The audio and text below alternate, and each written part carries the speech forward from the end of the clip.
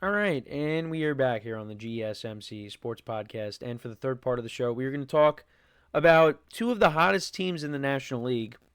They're going at it, 3 game set between the Cubs and the Padres. They both have gotten off to very good starts. Um, as my dog starts barking, they played the first game last night. Cubs were up 3-1. Padres scored 9 runs in the final three innings that they hit, because there was no bottom of the ninth inning, obviously. But yeah, they won 10-4 last night. The pitching matchup last night, Jameson Taillon went 5 2/3 for the Cubs. He gave up 2 runs, but yeah, the Cubs bullpen was not good. They gave up the other 8 runs.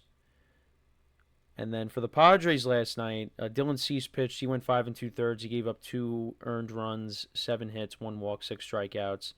And the Padres bullpen has been very good in the early going. They nailed it down. They only gave up 1 run. But 3 hits last night for Luis Arraez. Fernando Tatis went yard last night. Gavin Sheets, he's gotten off to a good start for the Padres. He's batting .333 on the season, as a .907 OPS. He had a couple of hits. Jose Iglesias had 2 RBIs last night. For the Cubs, though, we've kind of gone over them already, but Kyle Tucker's looked really good in the Cubs uniform. Michael Busch, Nico Horner, he's gotten off to a good start as well.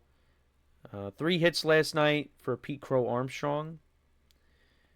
And yeah, right now the Cubs, they sit on top of the NL Central. They are a game and a half up on the other teams right now. Although the Reds have looked better as of late. They've won 3 in a row. The Cardinals have won 2 in a row. Brewers have lost 3 straight. But yeah, the Padres, they have won 5 straight games now. They're 11-0 at home this season. They're 3-3 on the road, 11-0 this season. They got a plus 36 run differential. So yeah, you got the top 2 teams in terms of run differential right now. The Cubs are at plus 37, but they have 120 runs scored on the year, and the Padres are plus 36. They have 83 runs scored, 47 against. Cubs have 83 runs against.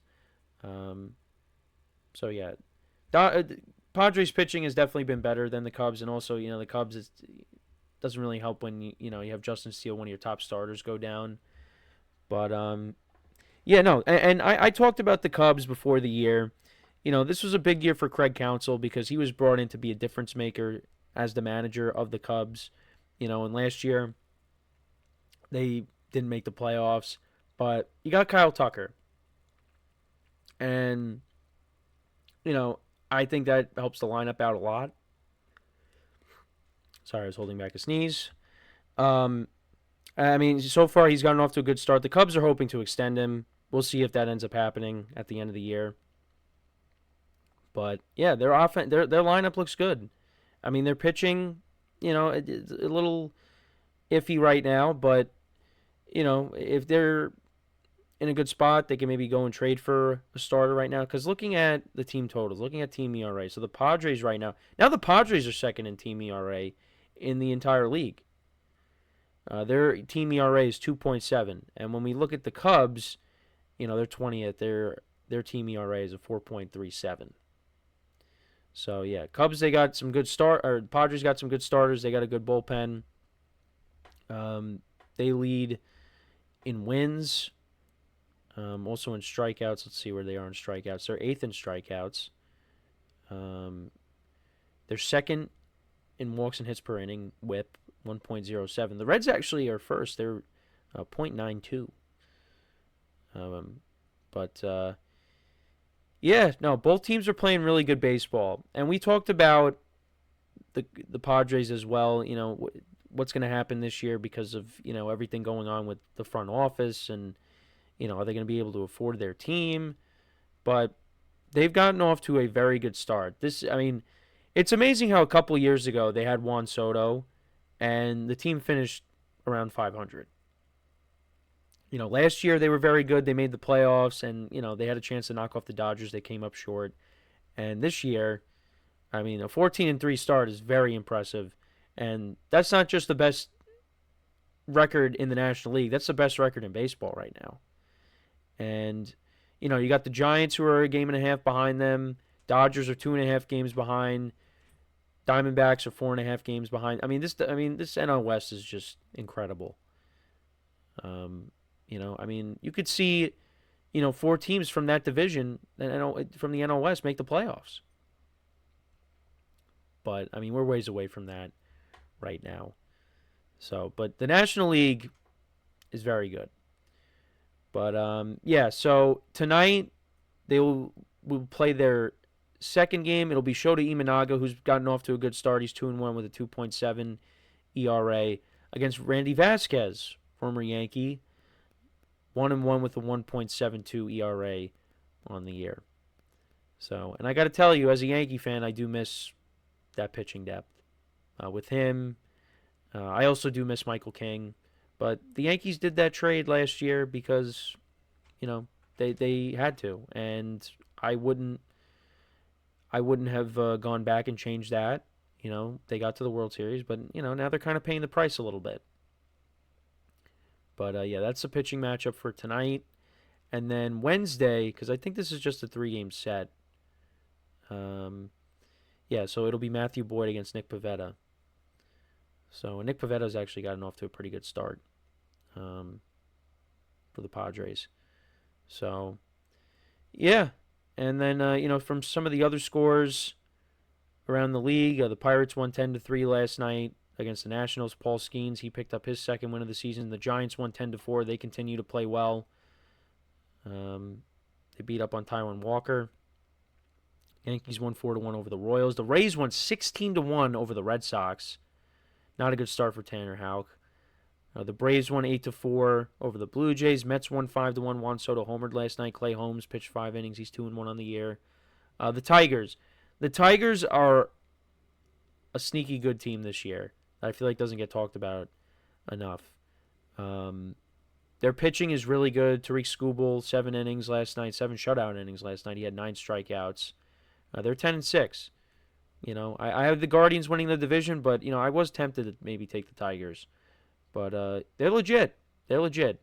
The Cardinals are 8-8. They won 8-3 last night over the Astros. And then the Dodgers, of course, they won 5-3 over the Rockies. Dustin May pitched last night. He pitched really well. Tanner Scott picked up his 5th save of the season. So that's what's going on. And then everybody's in action tonight. And, we'll see what happens. But let me know what you guys think, though, about the Cubs and the Padres. Again, both teams are playing really well. Can they keep it up?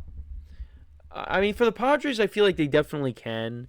For the Cubs, more of a wait-and-see approach. Just because, we've seen the Padres, what they could do in the past.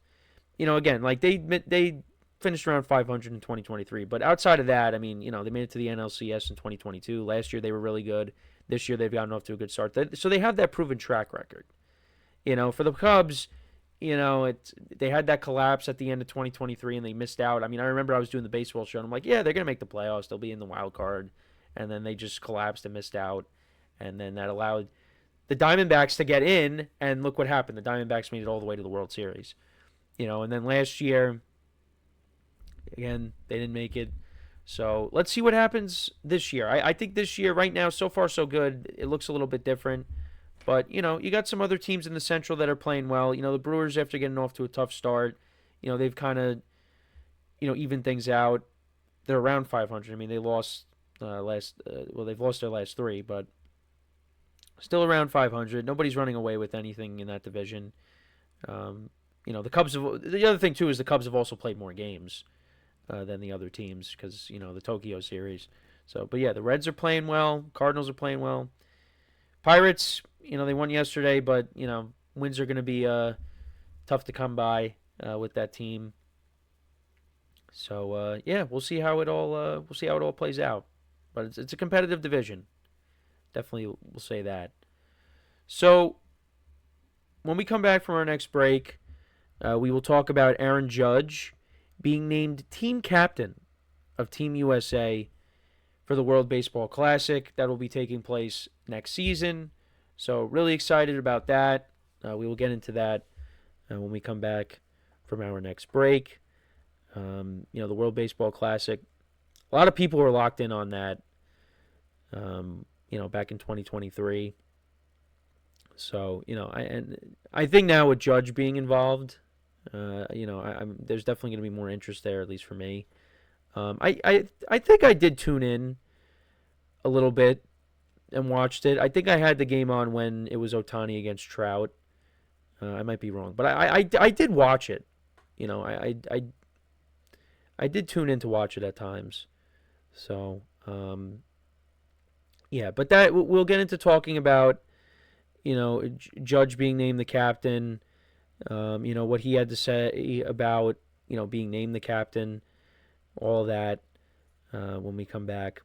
So, so exciting stuff there for him. And, that will be the second to last segment of the day when we come back from our next break. So, with that being said, stick around, and we'll be right back here on the GSMC Sports Podcast.